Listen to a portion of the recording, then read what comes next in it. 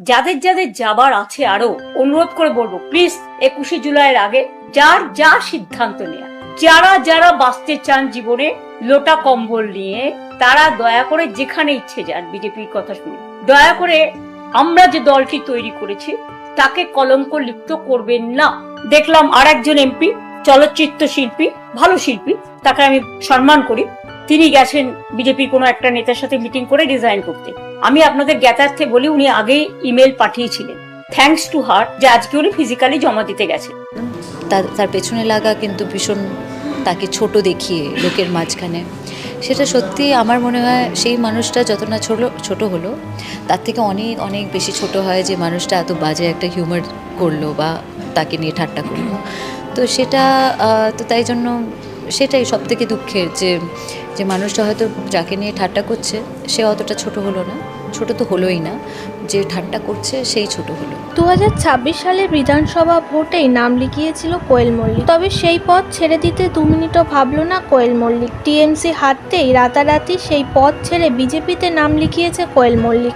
অবশেষে সেই বিষয় নিয়ে মুখ খুলেছে মমতা ব্যানার্জি। তিনি জানিয়েছে কোয়েল অনেকদিন আগেই বিজেপিতে যুক্ত হয়েছিল, কিন্তু এবার যে তিনি ফিজিক্যালি সেখানে অ্যাটেন্ড করেছে তার জন্য আমি ব্লেস। এভাবেই কোয়েলকে ইনডাইরেক্টলি অপমান করেছে মমতা ব্যানার্জি। পাল্টা উত্তর দিতে ভোলেননি কোয়েল মল্লিক।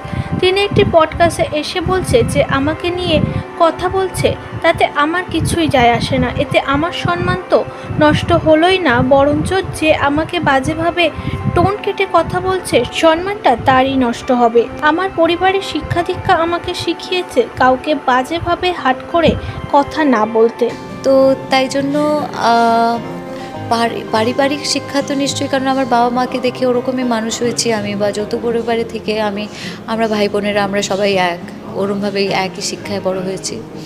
আর একই শিক্ষা ডেফিনেটলি আমি পরের প্রজন্ম মানে কবিরকেও একই রকমভাবেই আমার মনে হয় যে বড়দের সম্মান করা, বড়রা আসলে উঠে দাঁড়ানো, এগুলো আমার মনে হয় খুব বেসিক কয়েকটা জিনিস যেগুলো আমার মনে হয় মা বাবার উপর সব থেকে বড়। কোয়েল লাস্ট জানান, আমার পারিবারিক শিক্ষা আলাদা, আমি কখনোই কাউকে হাট করে কথা বলবো না, যে আমাকে নিয়ে যেটা বলছে সেটা সে বলুক, কিন্তু আমার বাবা মা যে শিক্ষা দীক্ষা আমাকে দিয়েছে সেটা আমার নেক্সট জেনারেশনকে আমি দেব। আমি যদি আজ কাউকে বাজে কথা বলি সেটা সারা জীবন থেকে যাবে, আমি নিজের কাছে নিজেই ছোট হয়ে যাব।